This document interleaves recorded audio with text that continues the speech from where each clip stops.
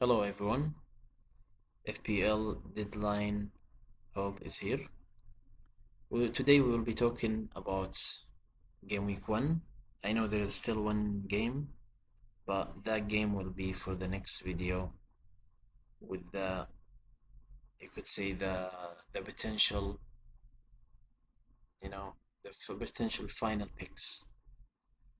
So for the game Liverpool against Bournemouth, it was the first thing is it was a very weird game because Liverpool from the defensive side looked a bit. Oh no no no! Actually, they looked very weak, and the Bournemouth side as well. But if we go to the attacking side, I would consider someone like Semenyo or Brock. But I wouldn't really go for Brock because we're not really sure where is he going to play every game. At, and at the same time, it's not really a guarantee that he will do well as the last game he did. But someone like Semenyo could actually be a good option. And I actually believe he has a very bad finishing, but he did very well against Liverpool. And it could be just a one-time thing, and he will go back to being bad. But if I wouldn't really say just rush and go for him. No, I think there's better players than him you can pick, but you should really consider him. If he did well next week as well, we might actually need to think about getting him. Someone like Etiquette is a very good option. Someone like Etiquette is a very good option, especially if you have Verts. You might really need to consider selling Verts and getting someone like Etiquette. But I wouldn't say it's,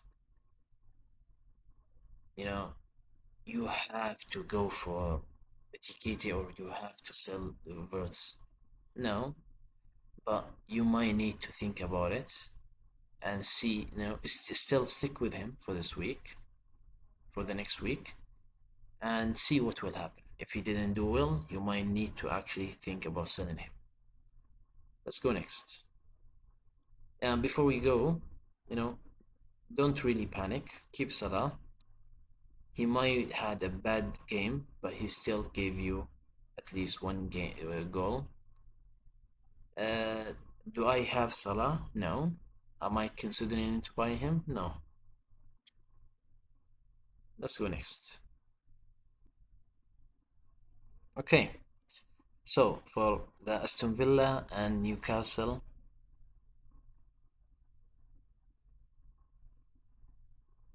I would consider avoiding Villas and Newcastle players unless you have them.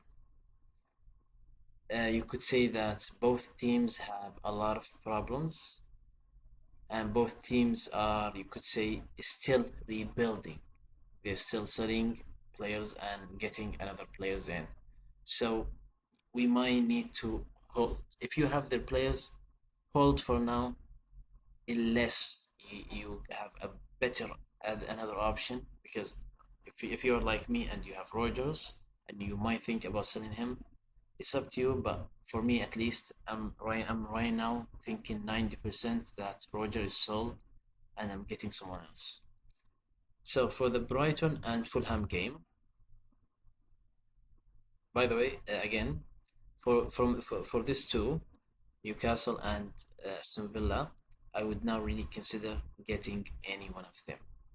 If you don't have them, don't consider any one of them, at least for now, unless they have you could say an easy fixture. Because when there is an easy fixture, it doesn't really matter if the players are amazing or not, because there is a big team and there's a small team there. Okay, let's go for the Brighton one, and Brighton against Fulham. So uh, both of them, I wouldn't. So for the Fulham one, I wouldn't consider their defense or their goalkeepers or their goalkeeper. Uh, I would consider someone like Wilson from Fulham because I think he's in a form right now. But other ones, just look out for them, but don't really overthink about them. For the Brighton one, we might actually need to think about getting someone like O'Reilly's because he has set piece duties. So that means that if he didn't even get a clean sheet, we could get something else from him. But at the same time, he could have both as well. So that's a very, very good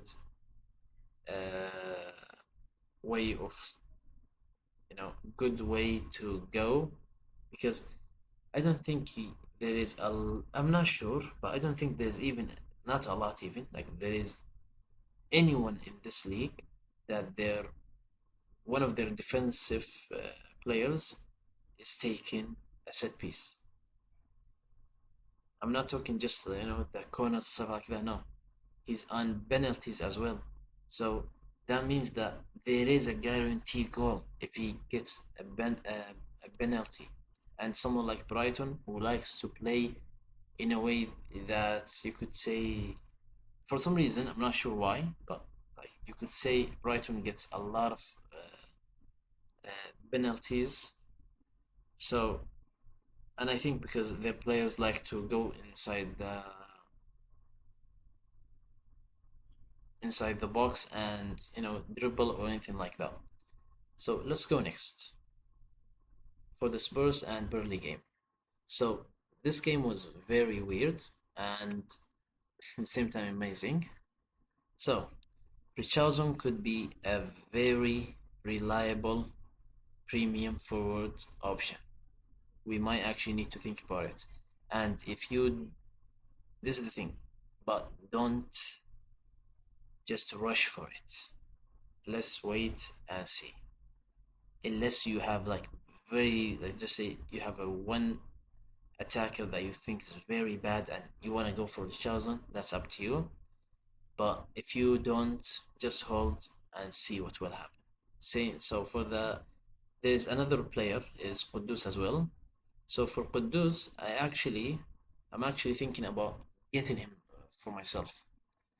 So I'm thinking about selling. I told you a while ago, a couple of I'm not sure a couple of minutes ago or when, but I just told you that I'm planning to sell Rogers, and the replacement for that is Kudus. In my opinion, if I'm going to do it, it will be Kudus, a very good player that will do a lot. I don't think he will score a lot of goals, but I think he will have a lot of assists. So the third thing is Spurs defenders could be a very good option, even like to develop on them as well if they have a good fixtures. Because they have someone like Van de Ven who's very cheap, who's 4.5 million. So you might really need to consider them. For the Burnley side, I wouldn't really go for any one of them for now, at least. Let's go next. So for this, so for the Sunderland and West Ham, so Sunderland is actually they might be more strong than people thought they would be. Do I think about going for any one of them? No. Do I have any one of them? Yes. I do have their goalkeeper, and I'm planning to keep him because I believe he could be a very, very not only reliable but at the same time a good option for me at least for the fixtures that I think it's easy. At least I think it's like the first 3 or 4 fixtures are easy, so I will keep him for that amount at least. For the West Ham part, defenders unlikely like unlikely to think about going for them. It's very unlikely to go for them, to think about going for them. In the same time, they do like they were very bad, and you know, a while ago, so one of the people that you know, I think I heard someone said like West Ham will be regulated, I think, and you know, there is a big chance for that to happen.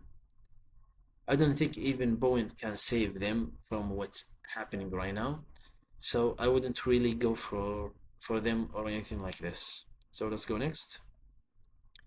So for this game, Wolves against Man City, don't let the score sheet fool you, because let me say two things about this game. One, if you have attackers from Man City, that's great. Keep them, unless it's Shirky, because I don't think Shirky will get a lot of minutes. But if you have someone like Reinders or Haaland, keep them. Don't even think about it. Or if you don't have them and you're thinking about doing them, I would say go for them, because those two are impressive, amazing. The defensive side, the Man City defensive side, don't even think to go for them. Don't even think, because if you think that this 4-0 reflects what the game was, no. Easily, this game could be 4-3. But Wolf are away from two good wingers to not get regulated, in my opinion.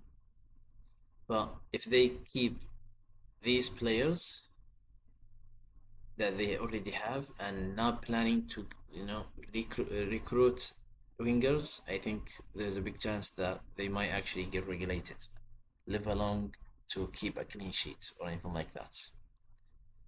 Let's go next. So for this game, Chelsea against Palace, it was a game that I wouldn't say. This is the thing.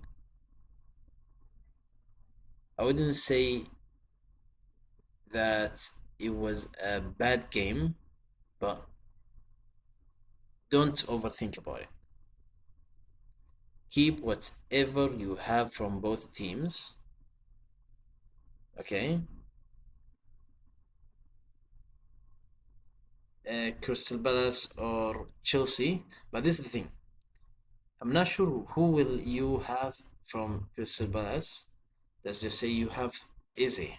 That's a problem then for you, because you got a player that there is a big chance he will move to another team, and you're not sure if he's going to be right away a starter and stuff like that. But if you have a starter that he's not linked to leave or anything like that, then great, keep them. Don't worry about it, because this game only showed us one thing, in my opinion, is that one, Chelsea is, you could say,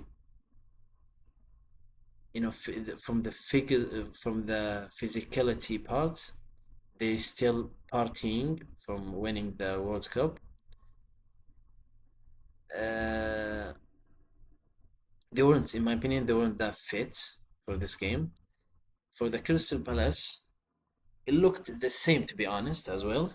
Funny enough, both of them actually won trophies, so I think both of them did celebrate and did come to this game, and I wouldn't say was poor, but they weren't. You could say they weren't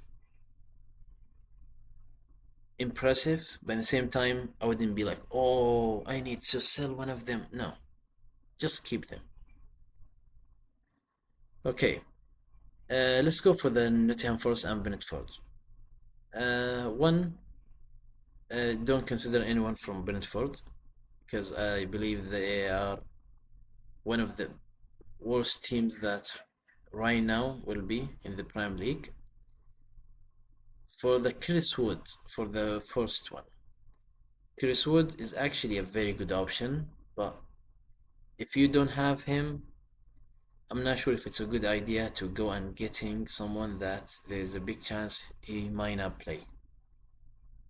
Because I'm not sure, but there is no guarantee that he will start every game. So at least for me, I will not be going for him. In the same time, I still think Forest are not really a great team. I think Brentford was just bad. All right, let's go next. Ah, this game. This game was the most weirdest game I think I have watched today. Because, I just watched it today and at the same time I'm doing this video today. So, this game is absolutely weird. One of the weirdest game I actually think I watched today. No, not today, sorry. For this at least whole week. Because one, you you would think that a team like Man United, who were last season very poor, wouldn't be able to, you know, go head to head with Arsenal. But this is the thing. They didn't go head to head. You could even easily say they actually deserve to win this game. The way they played this game, yes, they might not win this game because, to be honest with you, from both of them, more likely Arsenal needs to this win. But from the playing wise, from because Arsenal is going for the title and Man United is going for improving the team right now. So from the attacking wise, I'm still not sure who should we consider from Man United.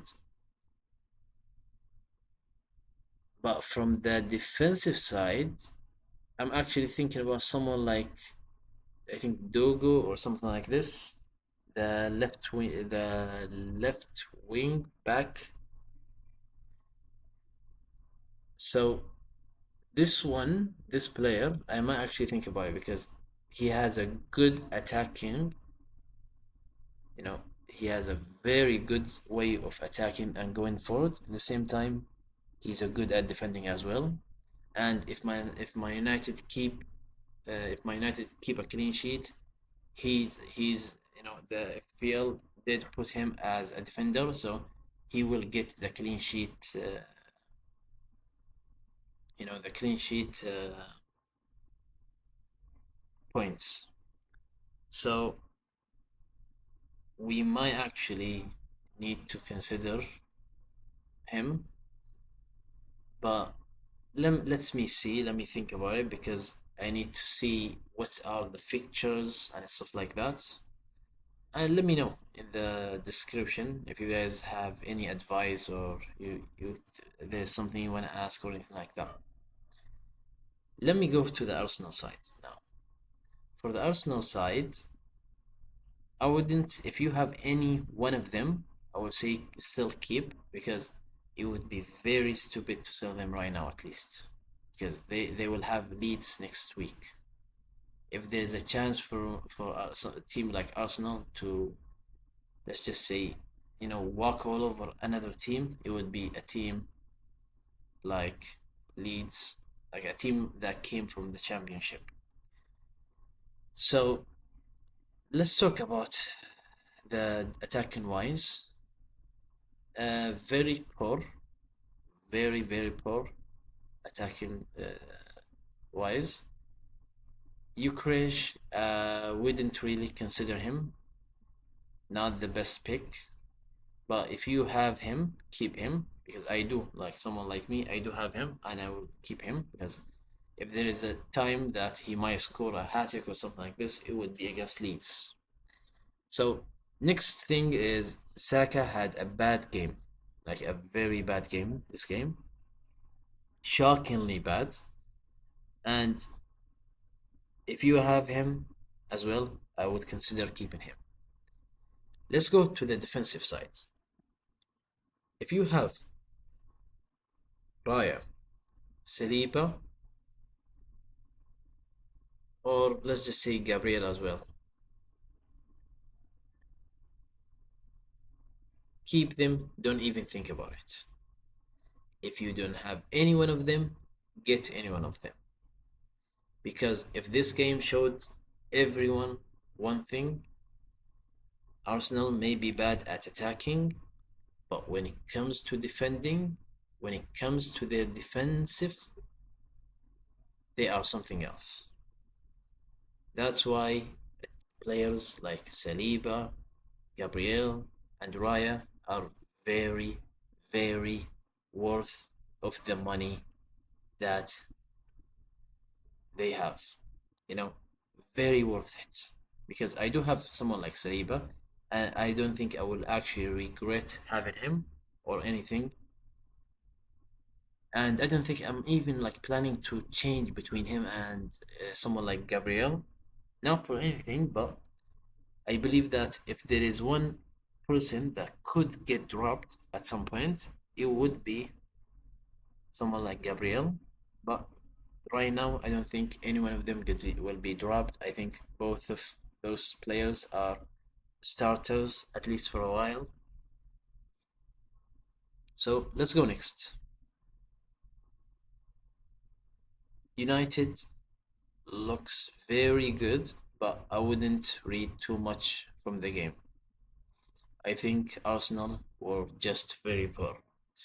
This is not me saying that United was not good. They were better than I thought by miles.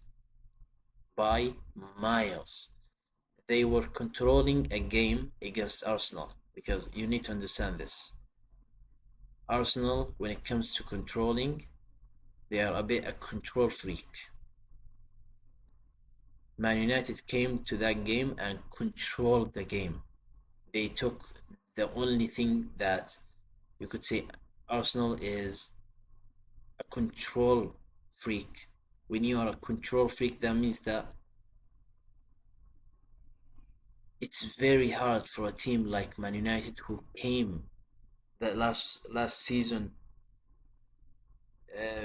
who came from last season 15 from who came from 15 last season and had a very bad season and played head to head and did all that. No, believe me, it's an amazing thing. But don't be like, okay, I know for a fact now United next game will score a lot of goals. And by the way, I believe that will happen next game. I believe actually there is a big chance that Man United will score 5 to 6 goals. I think that could happen. But this is the thing. I'm not sure who will they will face, but if they face a team from the middle part, the ones that doesn't fear attacking, I think they will have a lot of trouble. So consider them if you want to go for any one of my United players. I would go for Dogo, the left wing back, and that's about it, at least for me, until we see what's happened. But if you have any other, let's just say, if you have players from both teams, and you're thinking, do I sell them? Do I keep them? In my opinion, keep them from the next for the next week. Okay. Next, let's talk about what happened in game week 1 with my players. So, as you can see, the goalkeeper actually did well. It was 47, the total point. And you can see my overall rank as well. So the goalkeeper situation was a good one because as I thought, he's one cheap, two, I did think that they will actually win against. They have a chance to win against West Ham or even keep a clean sheet, and that's good.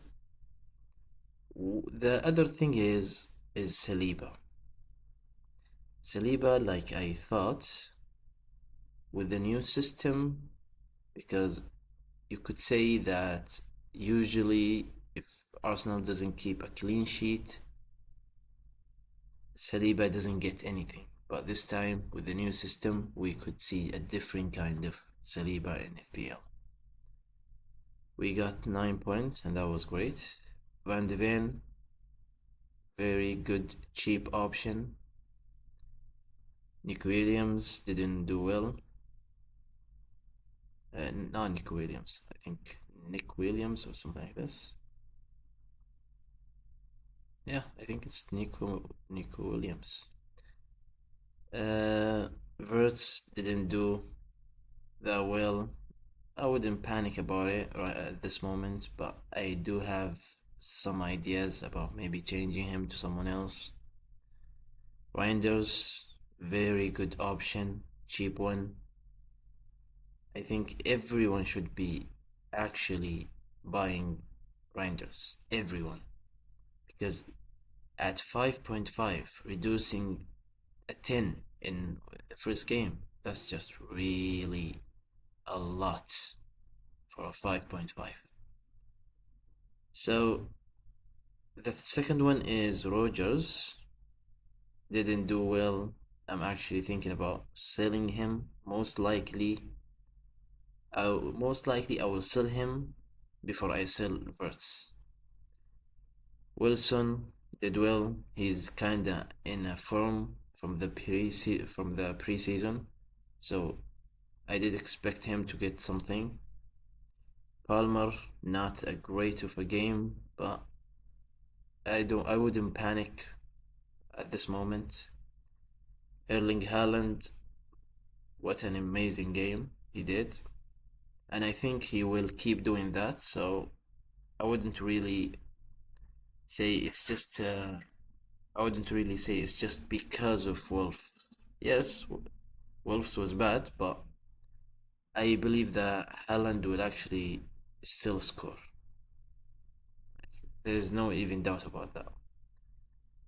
He might not score for the, let's just say, next week, but he will score the week after. At the end of the day, it's Haaland. And Ukresh is, you could say, a bit disappointment there. I thought he could be the differential for me because I think not a lot of people gone for him. But that's okay. I still believe that we then at least the next game I think he might get something because it will be against Leeds. So for the bench one, the Bournemouth goalkeeper didn't do really that well.